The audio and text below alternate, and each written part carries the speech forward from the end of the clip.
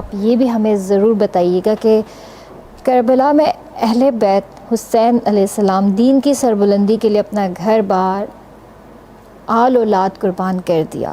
آج کی عورت ایسا کیا کرے کہ گھر کی چار دیواری میں بیٹھ کر اور مطلب وہ ایسا کچھ تو کرے جو بچوں کو اس کا. ماشاءاللہ یہ سوال بھی اپنی مثال آپ ہے. آپ کے سارے سوال بڑے خوبصورت ہیں. اس سوال میں آپ نے بیٹیوں بہنوں یعنی ہماری مستورات کو آپ نے جو شامل کیا ہے، ضروری ہے ان تک بھی میسج پہنچنا چاہیے.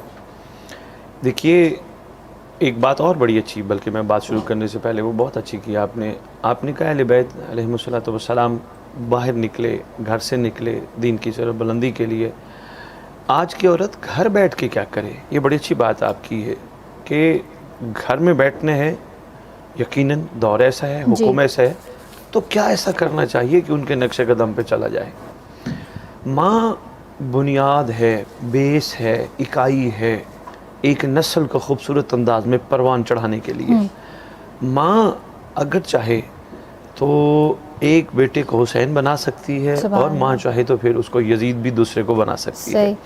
ایک ماں کا ہی کردار تھا کہ حسین علیہ السلام اس کمال معراج پہ پہنچے کہ ہر جگہ پہ سیدہ کا بیٹا، شہزادی کا بیٹا، ام ابیہ کا بیٹا، یعنی وہ کردار تھا، وہ تربیت تھی جس نے اس کمال پہ پہنچایا. اور دوسری طرف سے اس کی تربیت تھی جس کو آج تک مخلوق اچھا نہیں سمجھتی، برا بلا کہتی ہے، لعنتیں دیتی ہے، اور اس کی طرف متوجہ ہی نہیں ہوتی. اب یہاں ہمیں جو ضرورت ہے وہ یہ ہے کہ ہم ایک بچی کو، ایک بیٹی کو، ایک ماں کو، ایک بہن کو کیا کہیں.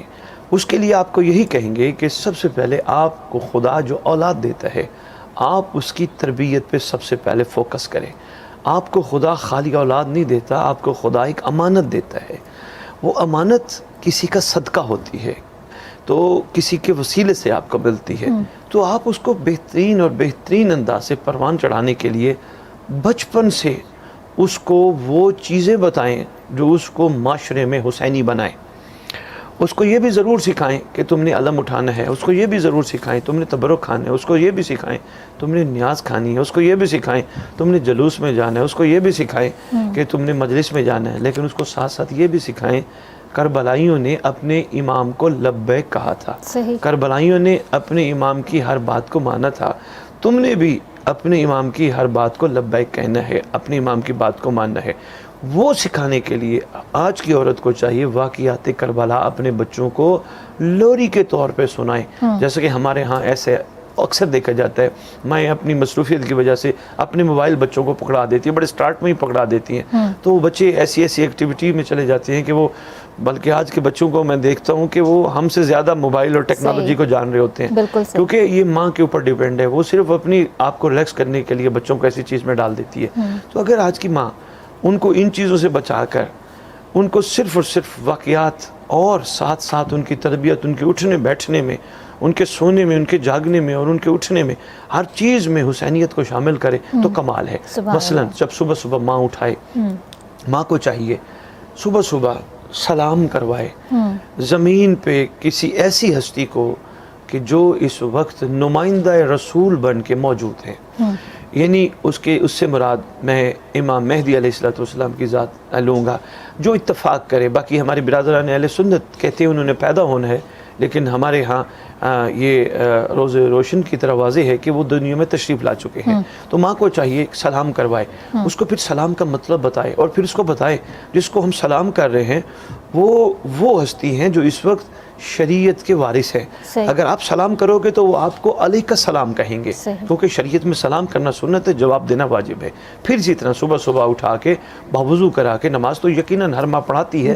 اس کے بعد جب کھانا سامنے آئے تو احساس دلائے بچپن سے ہی بچوں کو، یہ تمہارا حق نہیں ہے، یہ تم کسی کا صدقہ کھا رہے ہو، تاکہ وہ یہ حق سمجھ کے پھر یہ نہ کہے کل کو بڑا ہو کے اس کھانے میں ٹیسٹ نہیں ہے، یہ کھانا مزیدار نہیں ہے، ایسے کھانے پکتے ہیں. نہیں، وہ صدقہ سمجھ کے کھائے. جب صدقہ سمجھ کے کھائے گا تو پھر شکر کی منزل پہ آئے گا. اگر شروع سے اس کو یہ احساس دلایا جائے اس پہ تیرا کوئی حق نہیں ہے اور تیرا اور میرا, ہم تو اس دنیا میں کسی کا صدقہ آئے بیٹھے ہیں. تو اس لیے, اور ایک اور بڑی بات ہے, جب کھائیں گے یقین کیجئے ایسی ایسی مائیں بھی تربیتیں کر رہی ہیں, جب کھانا دیتی ہیں وہ کہتی ہیں کسی کا صدقہ ہے تو وہ ان کو بتاتی ہیں بیٹا روٹی کا ٹکڑا نہیں بچانا, پلیٹ میں سالن نہیں بچانا, وہ چیزیں کہیں نالی میں نہ چلی جائیں, کہیں خراب نہ. وہ بچپن سے ایسی تربیت کریں گی تو میرا خیال ہے یہ کمال ہوگا. یہ تو کھانے پینے کی بات تھی. پھر باہر تم نے کیسے رہنا ہے بیٹا, تم نے باہر جا کے ہر حوالے سے صبر کرنا ہے. ماما یہ صبر کیا ہوتا ہے؟ بیٹا کربلا والوں سے سیکھو. کربلا والوں نے کیسے خوبصورت انداز میں صبر کر کے امت کو دکھایا.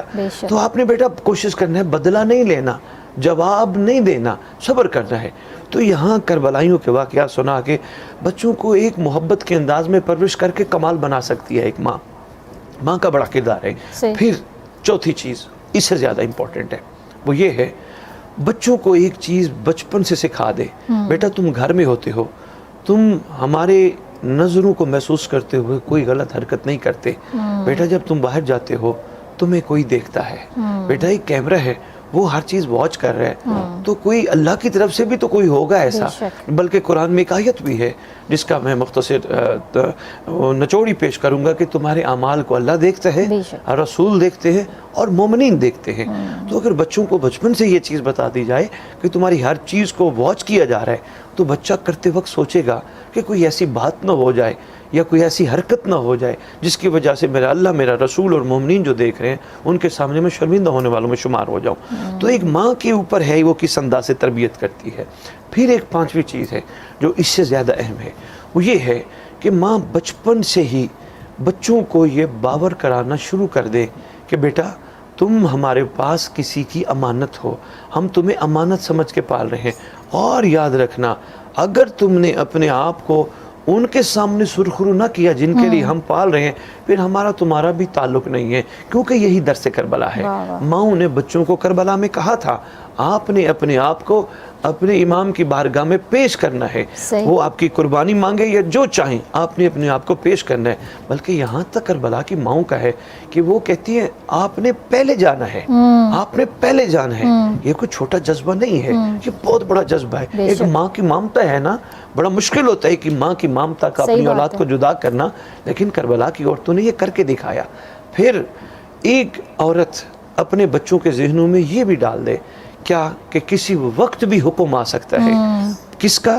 اللہ کے رسول کا, یا رسول کے کسی نہ کسی جانشین کا حکم آ سکتا ہے. تو آپ نے لبیک کہتے ہوئے ان کی طرف متوجہ ہونا ہے. تو عورتوں کو سب سے پہلے تو اپنی نسلوں پہ توجہ دینی چاہیے. دوسرا ایک اہم پہلو ہے, وہ بڑا اہم ہے. میں چاہتا ہوں آپ کے اس چینل کے توسط سے اللہ کرے سارے کانوں تک پہنچے. میری بہن وہ یہ ہے, گھر کا ماحول اچھا رکھو, چھوٹی چھوٹی باتوں پہ لڑائی جھگڑے مت کرو. یہ درس کربلا ہے. یہ مطلب میں محسوس کرتا ہوں گھروں میں چھوٹی چھوٹی باتوں پہ ناراضگیاں, صبح شام لڑائیاں جھگڑے, خدا جانتا ہے نحوست آتی ہے, برکت ختم ہو جاتی ہے, رزق میں برکت ختم ہو جاتی ہے. گھر کے باقی معاملہ سکون والا ماحول رکھو, صرف یہ سوچ کے کہ ہم بڑے تھوڑے ٹائم کے لیے یہاں آئے ہیں.